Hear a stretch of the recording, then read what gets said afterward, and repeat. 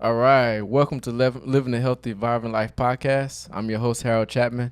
At the current moment, we're not taking any sponsors, but if you wish to support me, visit our website, hvlwell.net.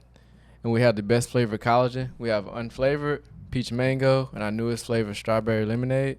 If you struggle with skin hydration, if you need a new supplement routine, check us out. And also, we offer personal training and virtual health and life coaching. And at the current moment, we're at the Panoramic Brand Studio, best podcast studio in Houston.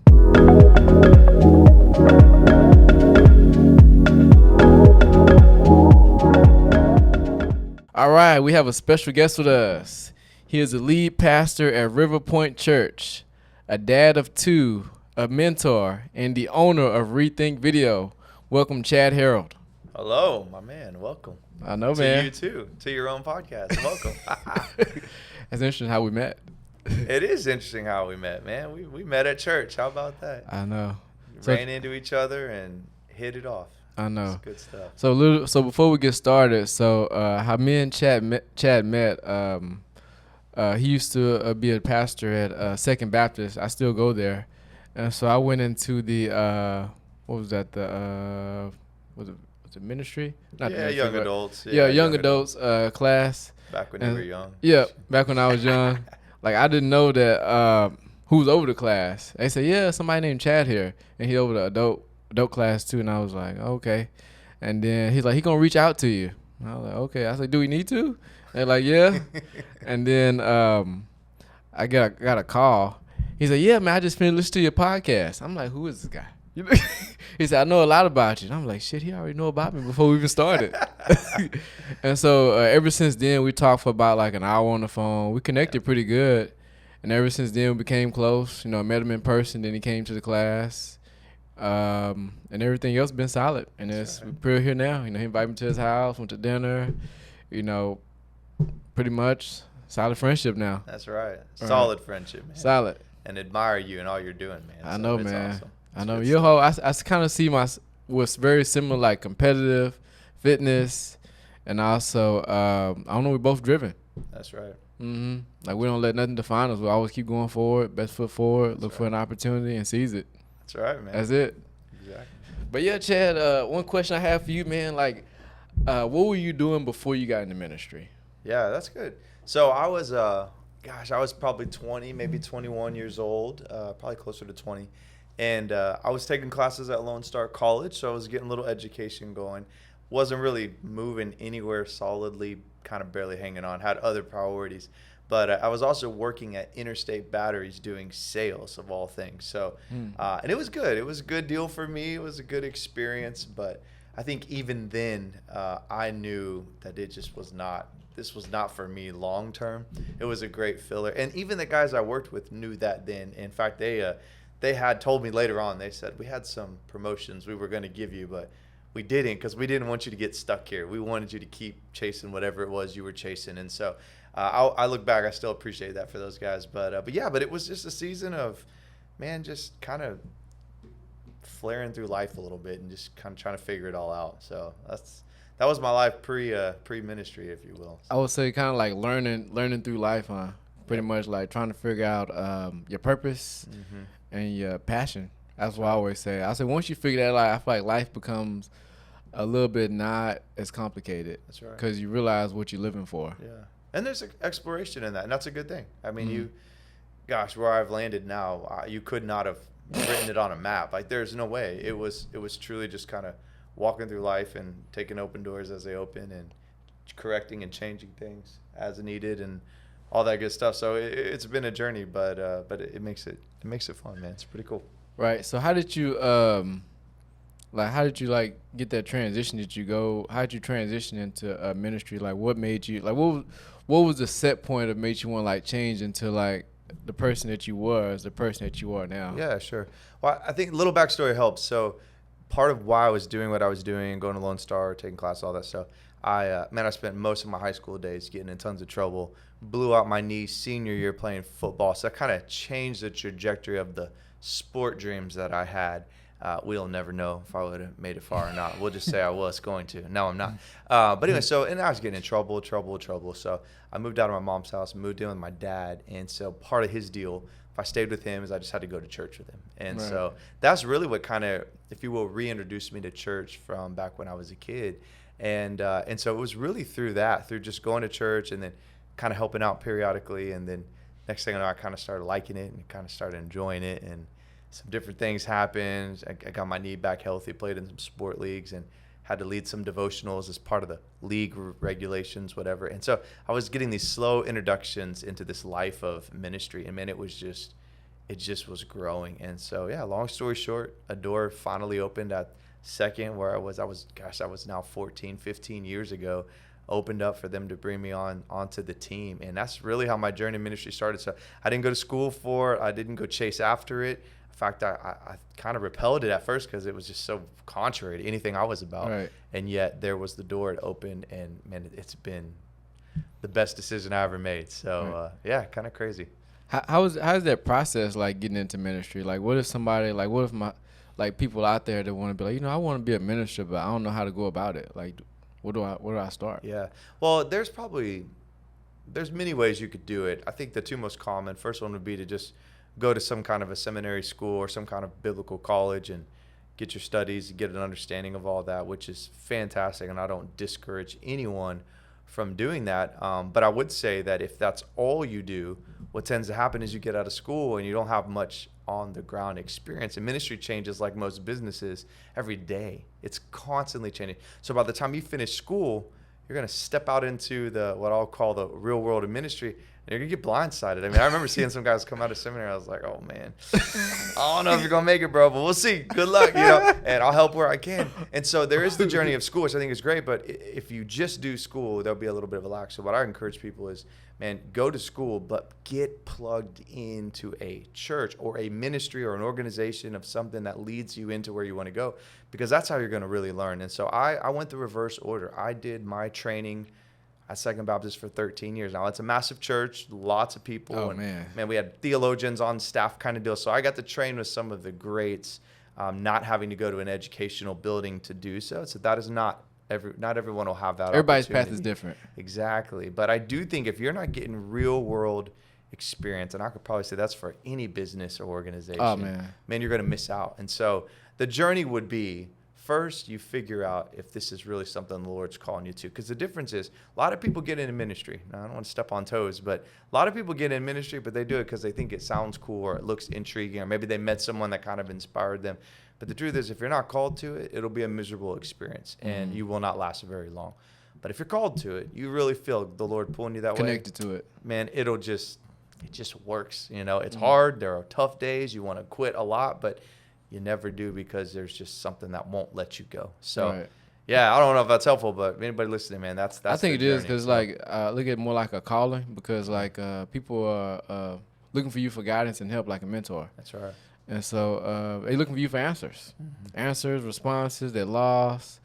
And so my next question is, how do you keep yourself grounded with so many people pulling at you so many ways? Yeah, you have to have balance, man, and it's the same for all of us. But for me in particular. And I have had bad seasons where I've gotten way too far, just overwhelmed, burnt out, want to disconnect from the world kind of thing. And those are tough places to be. So the main thing for me has been a balanced schedule and people. You got to let people in your life that, not just anybody, but people that you trust, that can speak honestly to you, that can correct you, and you're not going to be offended. And you may be hurt because it's not always fun, but you're not going to be offended, or you're not going to turn on them. Those are the folks that keep us grounded. And then you just have to have a balanced schedule. We can unpack that some more, but you got to have a balanced schedule, and you have to own that. You've got to decide that. Otherwise, ministry, organization, business, whatever, it's going to run you. Chaos. And you will be in chaos. You'll end up burnt out, and you will never make it as far as you could if you don't figure out somehow to have that control. But I think too many people try to do it alone. And, man, that's a tough place to be. I like this. There's this thought I've been wrestling with over the last couple months, just kind of keep it at the forefront. And it is, I want to be sensitive to what people think, but not controlled by it. So I want to be so wise to know that, man, what people say, even if it's ill intention, it can be so helpful for me. But I don't want to be controlled by it, because there will always be people that out to get you. Maybe don't see things the way that you might see them, or maybe what the Lord's trying to do in your life. But I do always want to be sensitive, because, man, God brings people in our life to help us, man. And so you bring that inner circle in, that people that you trust, and they'll let you know when you're falling off. They'll let you know when you're going crazy, and hopefully they do it before it gets too bad. Get out of control. Reel back, be good to go. So. But that's definitely important, like balance. I feel like balance to go so many different ways in regards to like lifestyle, because you got to have balance with your morning routine, just like for yourself. Yeah. You know, you do ministry, you got ministry, and then you have your family, and then you have your personal health, right? And so, you know, a lot of people don't have that. But my question is, how do you make sure you don't put so much time in so much area that you don't lose track of one part? Because you got to make sure your family's good. 'Cause if you don't, That's right. Kids are gonna go this way, your wife can go this way, and also with the congregation too, because you do like weddings, funerals. Sure. People need prayer. People need you to talk to them, and then also you gotta make sure your mental, physical, and emotional health, you don't lose it. It's like, how do you know how to divide the time with so much? Because you say you do, like, I know we was talking before, like you do another church, you do this, and you do date night, and then you gotta make sure you go to your kids' functions, and then also That's right. It's a lot, man. You stressed out yet? It's almost be like, welcome to the world, man. This is it. It is. It's crazy, man. It's crazy. That's enough to go to a deep depression, because you can pull from so many areas. Yeah. Well, it goes back to that balanced schedule. So first of all, I think everyone needs to hear, like, I haven't mastered it yet. I feel more mastered today than I ever have before, so I feel confident in that. But I know in 5 years, if I came and sat back down, we'd be having an even more in-depth conversation of what I've discovered.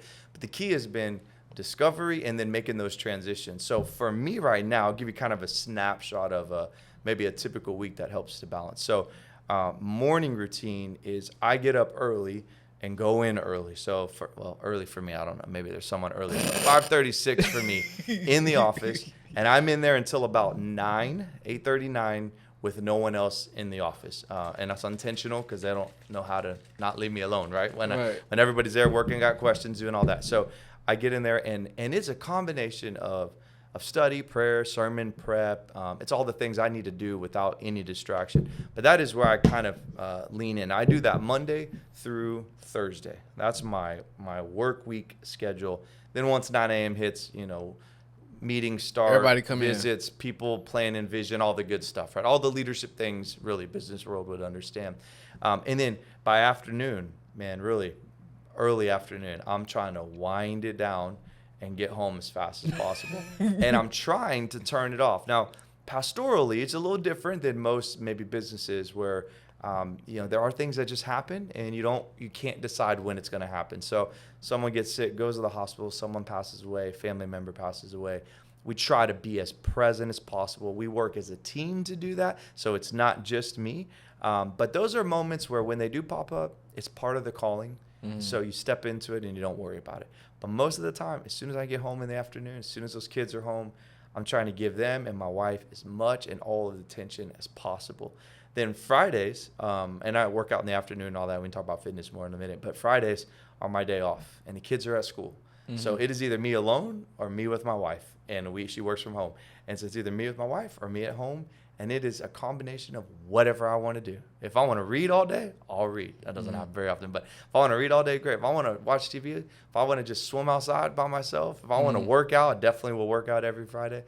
Man, any of the above be good, but I leave it free so that I can kind of navigate based on what I need. So like today, I got a fitness competition tomorrow, so I didn't work out today, but I feel great because that's exactly what I want to do, what I need to do, right? So we find that balance. And then on the weekends, man, Saturday, it's all about family and the kids and sports and whatever. Right now, we're only on Saturday with sports, so we're in a good place.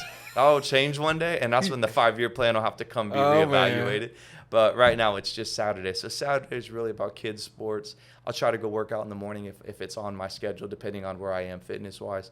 And then, Sunday, obviously, it's church in the morning. That's early morning up to about 1. And then after that, man, it's family time, family and football. So, football season at least. So that's it. But that's kind of a snapshot. But the key has been trying to close those doors when needed. So when work's done, unless it's a calling emergency, and that's okay. And when I'm with the family, I try my best to tune out. But I'm a single focus guy. My wife and I actually were talking about this morning, that sometimes she goes, I just feel like you don't love me as much as is I love you. And she's like, because all day I'm thinking about you. And she's like, I don't feel like you think about me all day. And I was like, you know what? That is true. But it's not because I don't love you or like you. It's just that I can only think about one thing at a time. So when I'm in work mode, I'm not thinking about the kids or the wife or whatever. And when I'm in wife mode, I'm not thinking about work or anything else, and kid mode, all that. So, how we're wired affects a lot of how we need to balance and how we need to think about our schedules and how we need to turn on and turn off. So right, it's basically what you're saying. You try to be present when you're there. That's right. Try to give 100% when I'm here, and when I'm here 100%, Yep. and then here's 100%. So how would you feel if I was there and over there? So basically, what you're telling her is that I'm here with you 100% right now, and then when I'm here, I'm with you 100%. So that's what makes me good at my job. Makes me be able to provide the care and the love that I need for the loved ones, and also for the congregation, and also for the kids. And that's why a wife's a good thing, man, because they can balance everything. I don't know how they do it. It's just like, it's amazing. She thinks about everything all the time, and I was like, you're making my head hurt, but yeah, it's stress great. me out.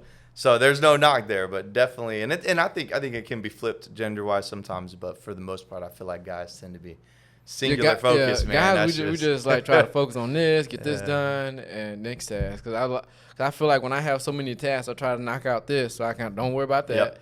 Knock this out, not worry about that. But if I have so many tasks, I'm like, now I get discombobulated. Do this, do that. And then next thing you know, I'm like, oh, what am I supposed to do next? And then did I finish this one? And now I'm discombobulated. Now I'm screwed up. That's it. But I was gonna ask him another question. How's your fitness routine? Like, what is that like? How do you keep it? How do you keep yourself fit as a pastor? Man, I just because most pastors I know they.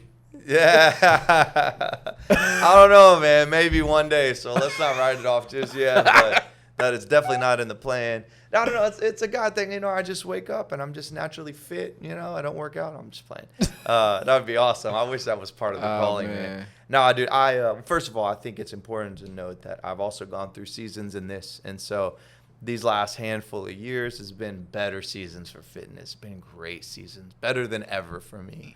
But there were some times early on, especially when we first had kids, that man, I got in a dark place, or I would just say not a healthy place. And had to have that wake-up call, and man, did it, turned it around, leaned in, and ended up starting what I would describe as the best fitness journey I've been on in most of my life. So, but yeah, man, so for me, I have a couple things that are standard and a couple things that are flexible. So first of all, I do two things. So I go to Orange Theory Fitness still. I keep saying I'm going to quit, and I don't. So I don't know. Maybe it's probably the competitive nature. Maybe they can sponsor me one day. I don't know, because I feel like I should be a spokesman for them, because it's been like almost 10 years I've been a part of Orange Theory Fitness. Usually people don't last that long. Yeah? Maybe do it like 5. It's crazy, man. But I think for them, I almost feel like I owe them, because I came in there in one of those dark seasons, about 246, 250 for a 5'10" guy.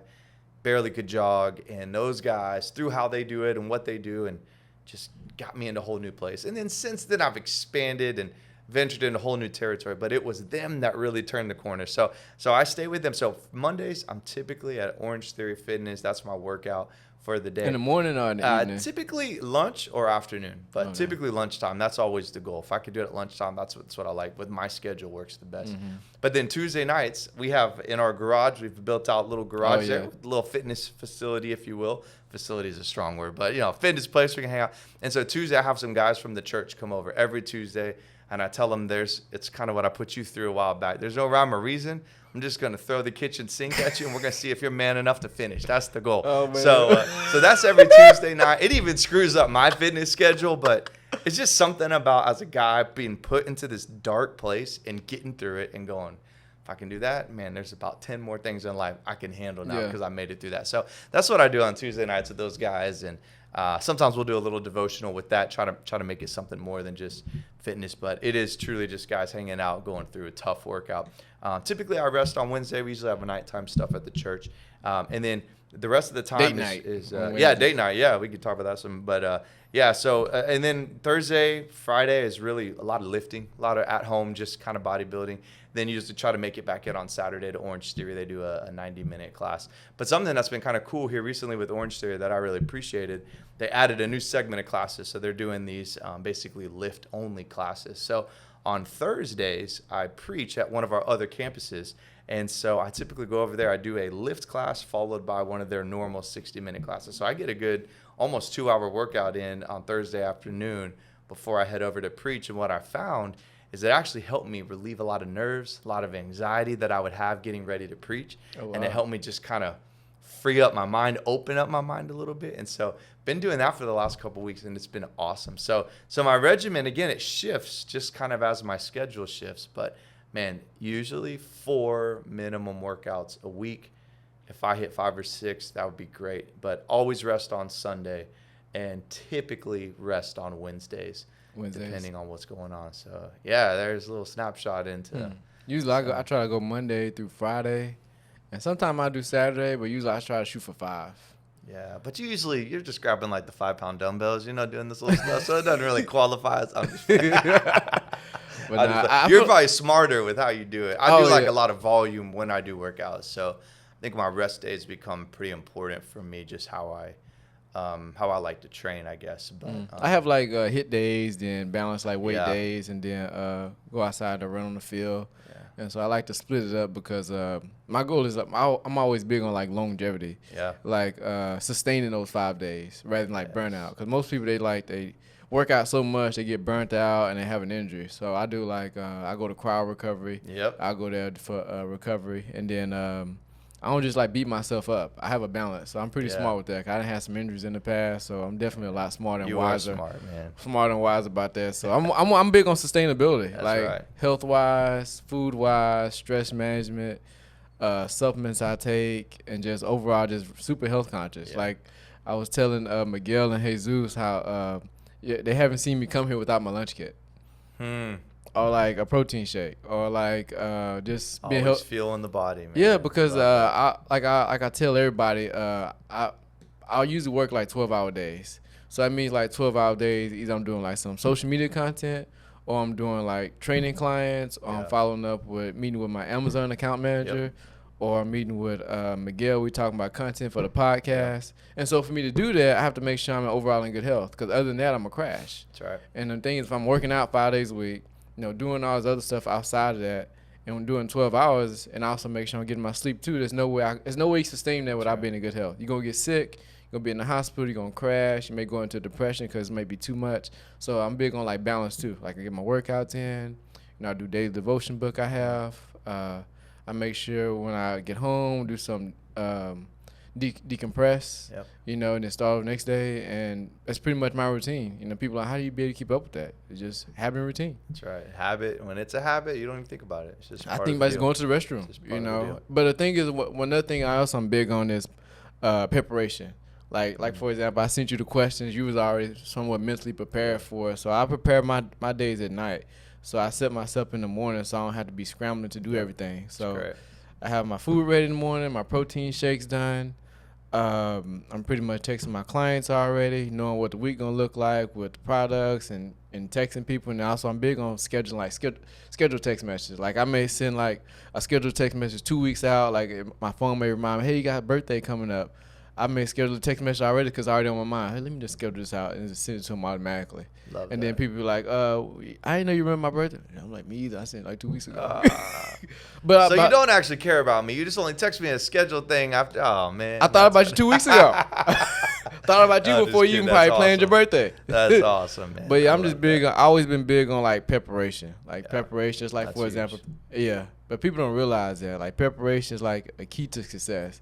Just like getting your kids lunch ready, clothes ready, preparing for what type of week I'm gonna have. What do we have planned this week? Can we get together the night before, or if you do it in the morning, you scramble. Cause what if you say you're running late? It's raining outside. Now it's like shit. That's right.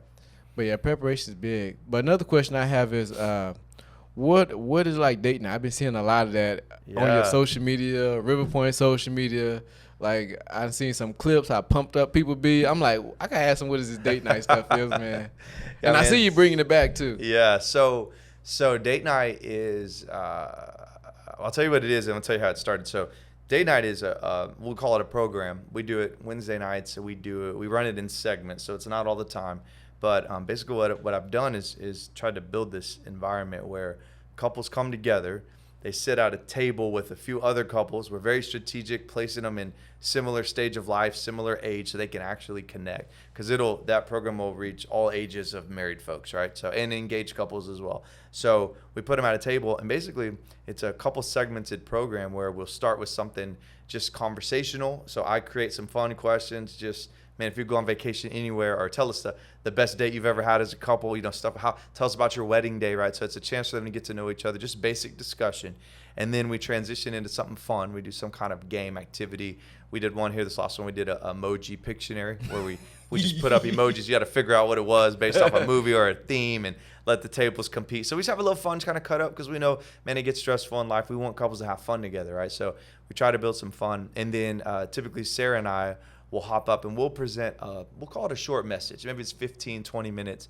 Give a marriage principle, marriage thought, and then we let the couples pause and turn face to face at the table, and we give them some guided questions to talk about one-on-one. And this has really been the key, because a lot of these couples will tell us, man, we haven't had a conversation like that in a long time, because it's always business. It's where are the kids, where are we going for work, what do we got to do, we got dinner this weekend, and they don't get to sit down and just, hey, tell me how you're feeling. Hey, tell me what I did this week that agitated you, and help me understand so I can fix that. And so that's been probably the best thing of it all. And then we end again just at the table talking now about the theme we did. So that's what date night is in a snapshot. It's amazing, and it's huge, and people come from all over to be a part of it. Now, it started, though, what's interesting, it came back when I was at Second. I had transitioned from young adults, or was in the process of transitioning from young adults to married adults. And I'd been at this church for a long time at this point, but I hadn't worked with everyone in the married department. And so I was like, I'll introduce myself. Pretty typical. So I sent an email, put a picture of my family in there, because they say that always helps make a connection. Put a picture in there. Family, kids. So I shot it out, and I was like, this will be fun. Everyone will just know who I am. Well, I immediately started getting these responses. But it wasn't, welcome, we're glad you're here. Oh, we love you. This is going to be, it was, hey, thanks so much, but my wife and I just got a divorce. Hey, thanks so much, my husband just had an affair. Hey, I'm not going to be around, my wife just had an affair. Oh, boy. Hey, we're going through a hard time. And it was just like, got peppered for about 24 hours. And I remember just thinking like this, okay, Lord, hold on. This is not, we talked about a slow transition. This is not what I had in. I thought I'd just say hi and walk away. Not at all. And so I remember sitting at my desk when I got back the next day, and I'm reading through some of these emails, and I just said, man, I don't know what's going to happen, but I got to do something. I can't fix it, but I want to help. And so I just started at my desk, sitting there just praying, Lord, give me something that could be helpful. And so a very long time later, and a lot of thought, we started what none of us were confident would actually be effective, because it really wasn't anything new. It was just a combination of a bunch of different things you might do in different places. And it was incredible. The first one we did at Second, we had over 400 people sign up. And it's just been a monster ever since. And so then when I transitioned from Second to Rvier Pointe, I wasn't sure if I would bring it again or maybe try something different. But I got here and I met some of these couples. They were all young families. And I thought, it's going to be so helpful. And boom, we've done it now maybe 2, 3, maybe 4 times now. And it's just been a tremendous success. So it's a cool deal, man. And Sarah now will tell me, I'll know when it's time for date night, because she'll tell me. She goes, hey, we're not talking anymore like we're supposed to, so we need to bring date night back. And I'm like, dang, you can't tell people that. But okay, I get it. So we all do this, man. I mean, we all need this connection in life, period. But for those that are married, this has just been and so many with young kids, it's impossible. I mean, you get home and all you're doing is dealing with kids trying to get them in bed. You get them in bed, you're exhausted. All you want to do is go to sleep. And so this creates space for them to connect. And for folks that are retired, their kids are grown and gone, can have a different but similar problem. And so date night's been an answer to a big prayer, but particularly in my wife and I's life. So we're just letting people in on our journey, and it's been awesome. That's pretty cool, man. So it's basically like getting couples, I would say like adding that spark again, right? That's right. And so, like, opening up to, because sometimes, well, not sometimes, but all of us fall victim of it, getting that constant of grind, work, come home, then you relax, and by then it's time to go to bed, you go to sleep, do it again next day, and then that routine over, and you realize, I haven't even really talked to my spouse. Like, who is this person I'm sitting laying next to? At marriage, it's like a car, man. It needs oil changes, it needs maintenance, and when we don't do that, like when we don't do it with our car, we're going to have problems. And so this is a way to do it in a fun and get ahead of it way where you're not dealing with the ramifications. But it also reminds people we got to say this the last night. Like we told, because there were a lot of couples we didn't know, and we just said, man, we've been here for 4 weeks, and so if you're struggling, can we just tell you, man, don't struggle alone. Like there's counselors and pastors and friends here that want to help you, and we use this phrase I thought was great, but I was like, don't drown in a sea of lifeguards. Don't drown in a sea of lifeguards. Like we got all these people that would love to help you, but if you don't ask for help, we can't. And so, but this is cool about date night is we get a chance to get ahead of that place. Mm-hmm. But even if they are in that place, it helps meet that need as well, which is pretty cool. But everybody needs to hear that alone. Like right. No matter where you are, people want to help, but we have to be willing to ask in any season of life. Do y'all have like a message box at church? Because I know sometimes it's hard for people to ask or come to there because they're like probably going to judge me if I come. And yeah, we do. We have what we call like a connect input. And so, yeah, people will send us questions and things like that for sure. I may ask for prayer, like, can you call me? Yeah, ask stuff for like prayer. that. All that stuff goes through that channel. Mm-hmm. Yeah. And then at date night, when they sit at tables, they're sitting with table hosts that are just like them.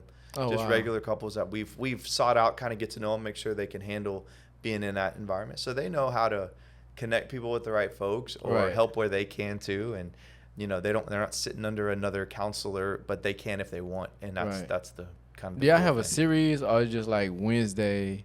Is it like a series of date night? Like we do like a 4-session series? Yeah, we typically do 4 or 6 packaged together. Mm-hmm. So this last one, we covered marital intimacy, which most people, when you hear intimacy, immediately just think of the physical, which is true. As men. But it's actually much broader than that. You got intellectual, emotional, physical, and spiritual. And so we took 4 weeks to unpack each one. And the idea was, hey, one of these or 2 of these you're probably doing well in, but probably 1 or 2 of these you might have never even thought of before. So we're going to unpack it for you so you understand it.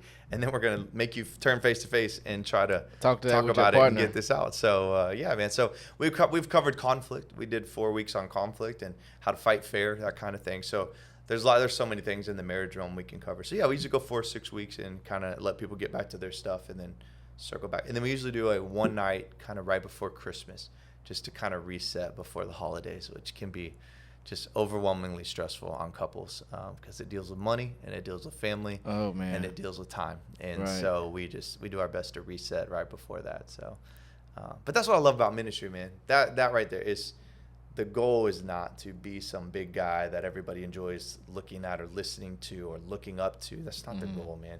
We just want to be helpful. Be helpful. Favorite thing about ministry is I do love to preach. I love to help people. I love to teach. I love to push them forward. Mm-hmm. But I love watching people grow, whether it's staff members or volunteers or just people in their faith. That's what fuels me the most, man. Watching people, man, look where you are and look where you are now. This is amazing. I mean, that's it. And so date night fits in all of those. I get to teach it with Sarah, which is amazing. And then we get to watch people's marriages grow. That's what it's all about, man. So what are your responsibilities as a lead pastor? What is your responsibilities? Like what mainly do they expect from you as a pastor, from you, the higher ups and also people from your congregation? Yeah, so our structure, it's good to know so people understand. So I'm at a church where we have 3 campuses. So each one of us, me and other guys, we run our campus. So we focus on our people and then we work together as a team to team teach and to lead this organization as a whole as well. So for my role, I'm in charge of my campus, which includes preaching. That includes pastoral care, hospital visits. It's prayer time. It's anyone that needs counseling, wants to just visit. Someone came in the other day, I have some Bible questions. Can I ask them to you? Sure, absolutely. Let's talk. So that would all fall in that pastoral care. I'm responsible for my team. I have a team, 11 or 12 guys, the guys and girls that I lead. From all ages and all backgrounds. And so I'm managing them and organizing and inspiring them and trying to lead them well. And then we have a whole slew of volunteers that serve underneath us. And so I'm helping to oversee them through my team. So those are kind of that's pretty much the snapshot. It's a lot of connecting with people. So we get out, do lunches and coffees and meet new folks. A visitor comes in, if they're willing, we try to go to coffee with them, go to lunch with them so we can stay connected. And somebody that's just joined? Yeah, just visited, man. We try, if they'll give us their info, we call, and then if they'll let us, man, I take them to coffee or lunch, and I just want to connect and help them feel at home. Yeah, so you do it, nobody from your team? Same thing I did with you. Okay. So, yeah. So you do it? I try to do it as much as I can. So when inside of our ministry, so for instance, like student ministry, they'll handle their own things. But if it comes through the church as a whole, I do my best to connect with every single one of them. And as long as we can, as long as we're small / big enough to still do that, That's probably gonna change. 'Cause I see you guys built like I think since I've been there, I think y'all was working on building like people get baptized. Yeah, we built a baptistry. Yeah, beautiful. And then did y'all build that cover too? No, we haven't built that yet. No, Okay. we haven't got that yet. Yeah, Okay. that's the next thing on the docket. Yeah, so we finished the baptistry a couple months ago. Beautiful, man. And what we did is we designed it because we realized baptizing, we're only going to do it for about 1% of the time, probably. Mhm. The rest is just going to sit there. So we really tried to build something aesthetically beautiful. You could actually hear the water. It's an experience, though. It's an experience, man. So you can just sit out there with your family and just kind of hang out. And then we'll baptize this weekend. And so we'll have people all gathered around that celebrating as folks are baptized. So it's, Do you guys cool. do that before church or after? We do a combination of both. So this time we're going to do it in between both services. But if it's a big enough crowd, we'll just do it after both services. But we do always try to do it after a service. So Okay, like right in people between, because together. people are leaving and coming in. So Exactly. That's like perfect. Yeah, try to capitalize. Yeah. So. How was that when your daughter joined and then you was able to? Man. How was that experience, man? Yes. Oh man, it was crazy. So. Did you? Well, let me ask you this question. Did you know she was gonna do that? No.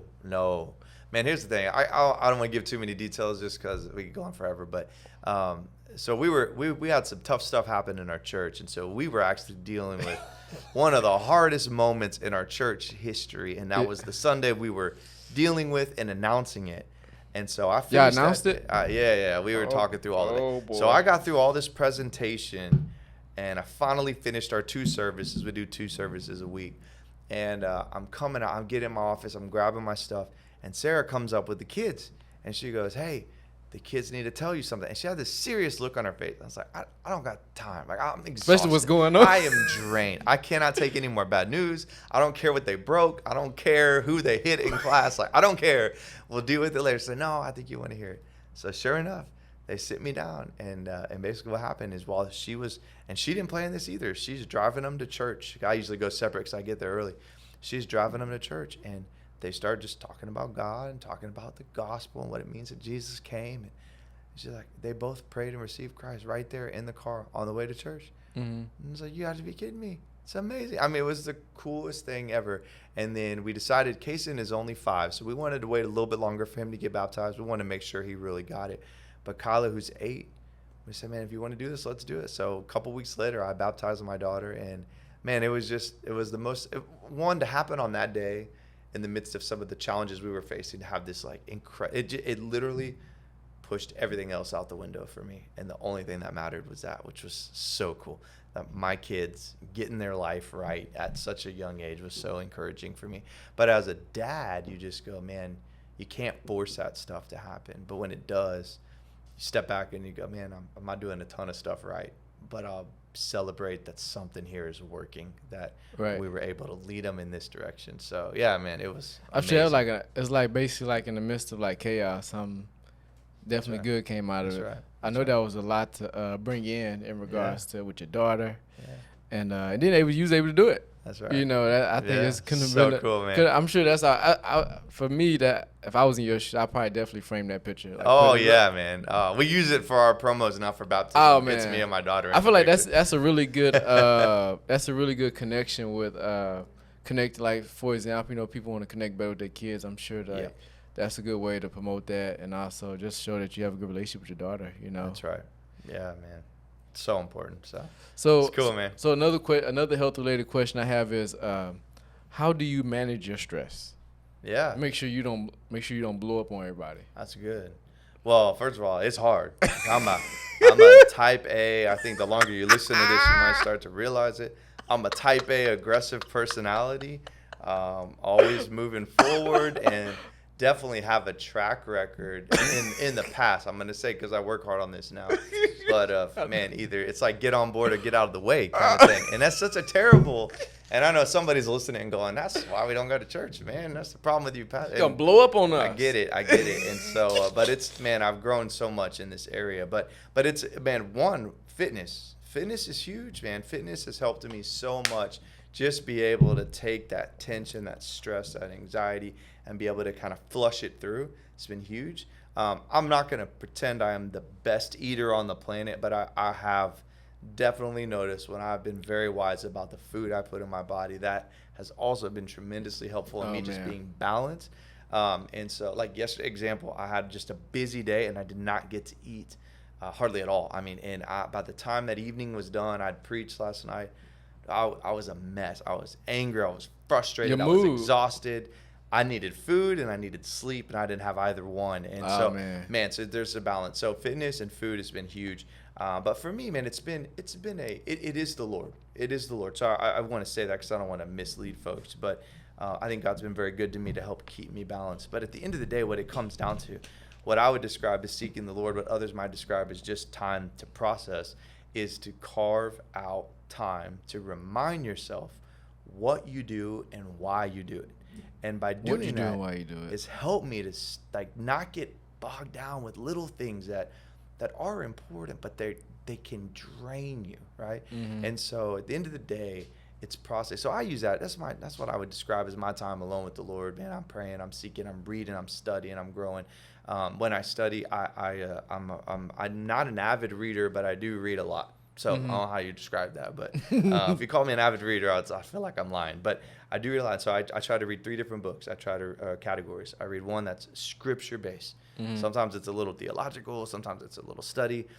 They're hard to read. They take me a long time, but I try to make it a part. Then I'm looking for something that's ministerial leadership. So in the ministry realms, we all lead similar ways in our different organizations, but church world can be a little different. So constant. And then the third one is just, it could be leadership in general. It could be life. I just finished a book from a former FBI agent on how to read people. So I was just fascinating watching how people sit, how they interact, how they use their hands, how they respond after you shake their hands. And so I try to have a well-balanced deal. But all of that keeps me kind of connected with, I guess, all aspects of who I'm trying to be.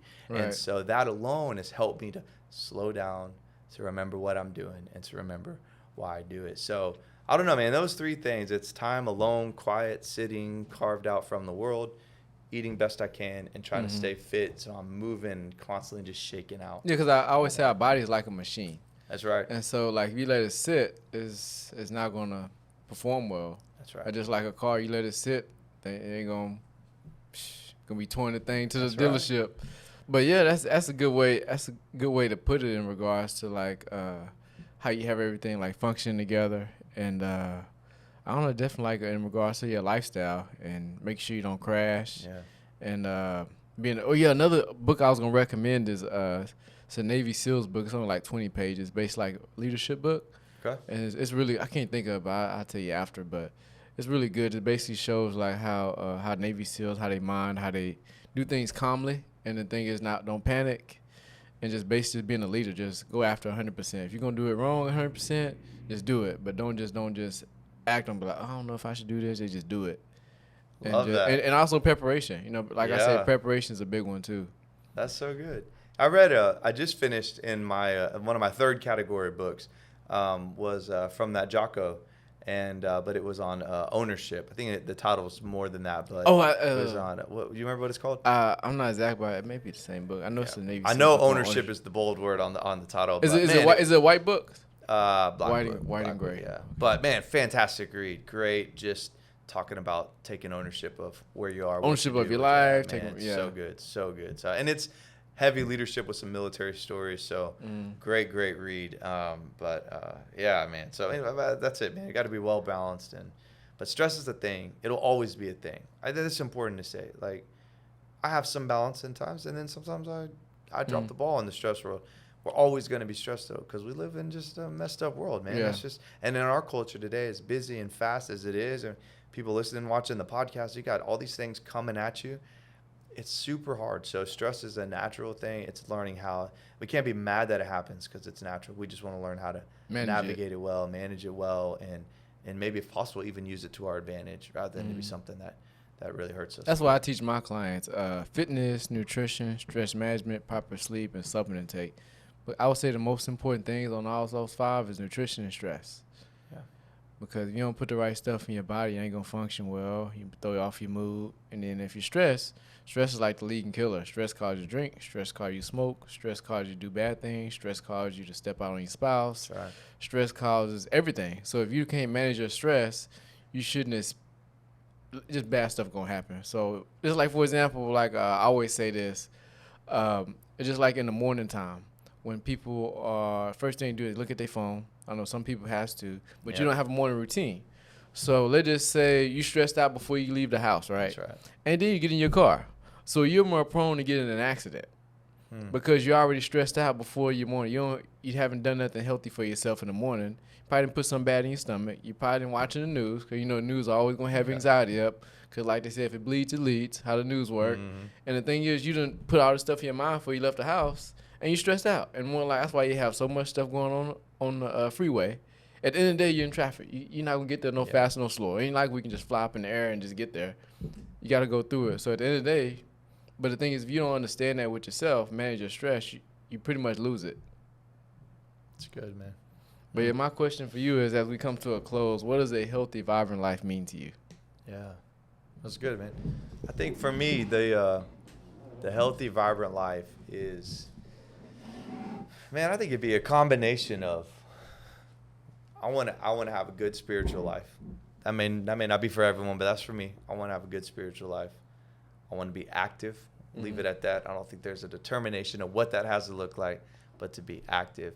And man, I want to be around people. I want to be loved, and I want to love others well. I mean, I think to me that's the vibrancy. And nutrition I would say all that would fall into the fitness side of for me. But man, if I could be spiritually connected, relationally connected, and then just be physically connected, if you will, and I feel like I'm doing well. I feel like I'm doing okay. Got the best chance. I always say, as we close, I always say people will not forget how you make them feel, and when you look at life as a whole, people gonna always remember what type of impact you left on them. Yeah. Like for example, if we was to die today at your funeral, what people gonna say about you? Are they gonna say you was a selfish prick? Are they gonna say how much you done helped me out? You helped me get through here. People gonna always remember you that way. And that's at the end of the day, that's what life is all about for me. Like, what type of impact are you leaving? And pretty much how'd you make these people feel? Because if money wasn't an option, that's it. Connection with people, like we have a connection here, connecting with people in your congregation. Yeah. Other than that, they wouldn't look at you as a leader. They'd be like, this guy sucks. Yeah. I heard someone say, I thought this was so good, and we can end with this, but he said, man, our goal at the end should be that our bank accounts are empty and our funerals are packed, but while they're packed, they're telling stories about what we did with them in their life. And I was like, man, that's really good. You can't take the money with it, and you give it away, so other people are blessed by it, and your funeral's packed because obviously you made an impact on people. They took time to come and celebrate you. And I thought that's a cool way to put that thought together. Is just, yeah, man, bank account empty, funeral fat. Not broke. That's not the point, but I wasn't afraid to give away and to help people, and to use my resources well. Right. It's good. All right, Chad. So which one of these flavors you gonna want to try as a collagen? All right, remind me again. I can't see you. So this is strawberry lemonade. Peach. We're going peach. You a peach person? We're going peach. Oh man, he team peach over there. Sir. Probably want to drink something off the top. So. Yes. Oh, okay, great. You a peach person? I'm a strawberry lemonade person. I'm definitely not a no flavor person though. That's people like to mix it in their coffee, food, and stuff like that. But I like more flavor. I know most colleges mix it with your coffee. That's kind of good. I never thought about that. Well, the thing is basically people don't like flavored stuff. So what people would like, they like the let's see, what's the word for it? Probably people be thinking probably got heroin or cocaine over here with this white powder. But no, you mix in your food, you can bake it with like cookies and stuff like that. It depends on how you how people like your morning routine. Love that. There you go. So people always ask, what's the benefit of it? It's good for hair, nails, and skin. Helps with skin hydration. Hair growth, nails. Has really good ingredients in there. So I always recommend it because men, we don't take care of ourselves like we should. But drinking something allegedly. Yep. It's true. But drinking something like this is definitely. Well, that's great, man. I know. Come so on, it's good. That peach mango, that's the way to go. But yeah, one of the biggest things I did with this, the reason why it's that color, because I took out the artificial coloring, and there's no like fructose or sucrose, more of a healthier. That's So people good. are like, why don't change colors? I say you don't need that in there. Man, You just that's want awesome. you just want just health and natural product in there. That's exactly right. So you don't have none kickbacks That's from all right. it, and so That's good, man. How That's fast it. does it work on my nails? I would say you gotta get in your system for a Can't little wait bit, to- man. Gotta give it at can't least about wait. a week or 5 days. But yeah, have a real long after them long nails. But yeah, Chad, as we come to a close, I'm gonna definitely put everything in the show notes to look up Chad. But Chad, what's your Instagram handling? Yeah, at Chad Herold, Herold, Oh, at Chad Herold. Can't get no simpler than that. Can't get simpler. I got in early. I got in early. What she said. We're still praying for this guy. Oh man, I know. I need it too. I need it. All right, thank you guys for tuning in. Check Thanks, out the guys. show notes, and definitely thanks for having us.